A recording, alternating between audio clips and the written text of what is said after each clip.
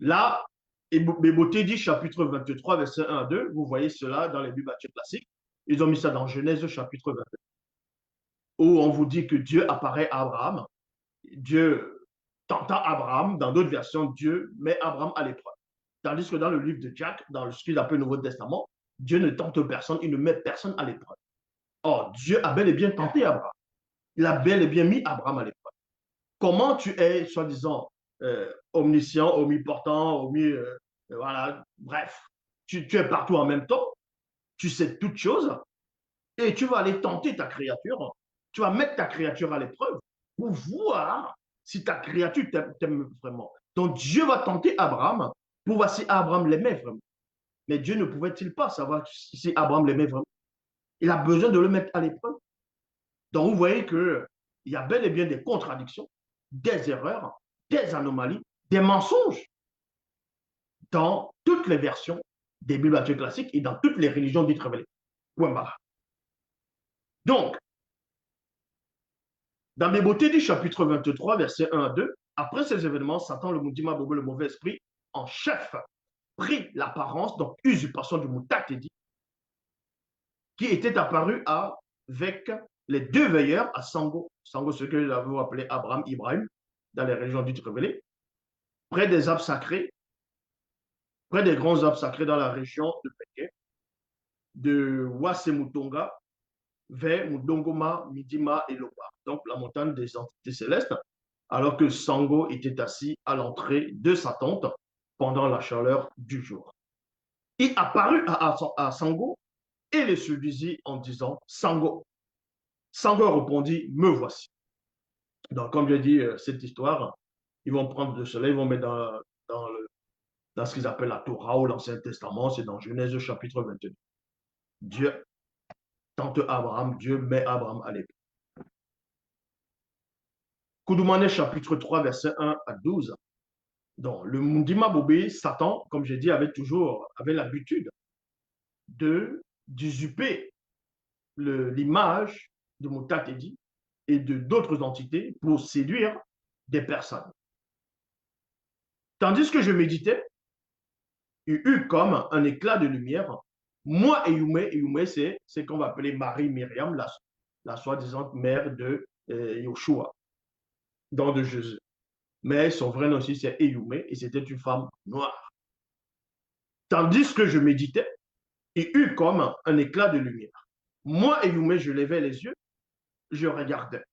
J'aperçus soudain un personnage vêtu d'habits de lin qui luisait comme des pierres précieuses. Tout son corps était comme l'aspect de l'éclat, de l'éclair. Les cheveux de sa tête étaient crépus.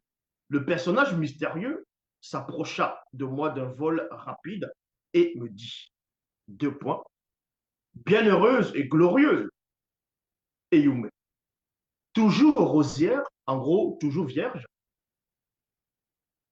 Qu'est-ce qu'un homme ou une femme? Est-ce qu'un homme ou une femme peut réellement être juste devant le verbe de l'Oba? Point d'interrogation.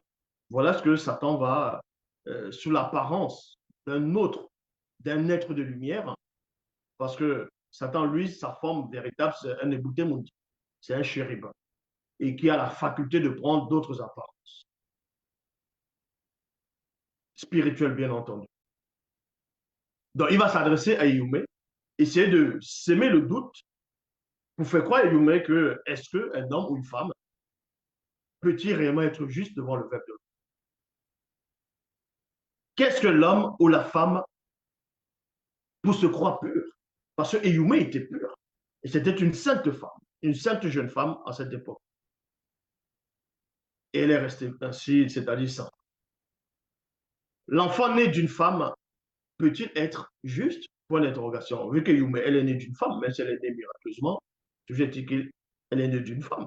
Et Satan dit ici, l'enfant né d'une femme peut-il être juste? Point d'interrogation.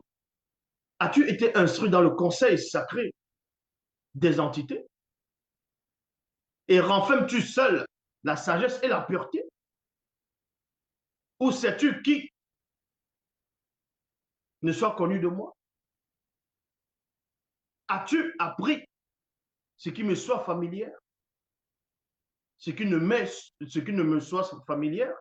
Donc, vous voyez, Satan ici, quand il apparaît à Yumé, à ce qu'on va appeler Marie, on va, comme je dis, essayer de la faire douter que non seulement elle n'a pas cette connaissance, elle ne peut pas être pure, elle ne peut pas entrer dans le secret, dans les mystères.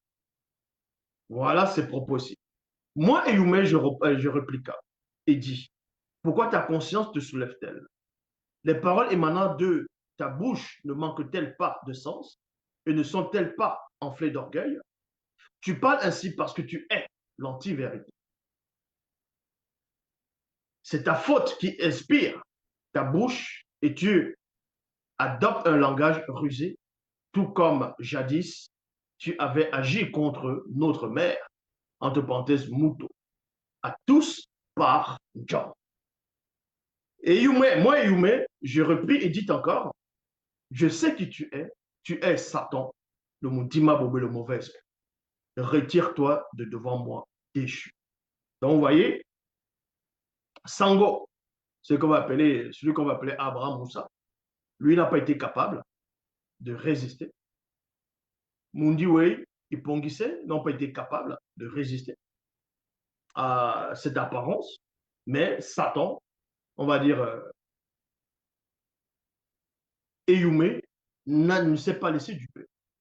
Et Satan ici n'avait pas pris l'apparence du Moutati. Parce que s'il prenait l'apparence du Moutati, dit, dans usurpation directement, Eyume allait refuser sur le coup. Ils n'allaient même pas avoir cette discussion. Mais il va prendre l'apparence d'une autre entité. C'est pour ça qu'Esombe, qui a la révélation, dans Esombe 26, verset 54, il est dit, et cela n'est pas étonnant, puisque Satan, le Moudima Bobé, le mauvais esprit, lui-même prend l'apparence d'une entité de lumière.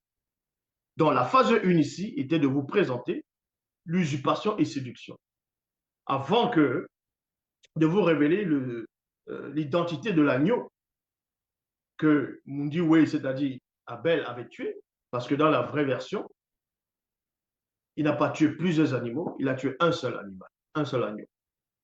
Et c'est ce qu'on appelle la précision. On n'est pas dans les à peu près. Nous sommes dans la haute fréquence de la spiritualité et même au-delà. Dans la phase 1, c'était usurpation.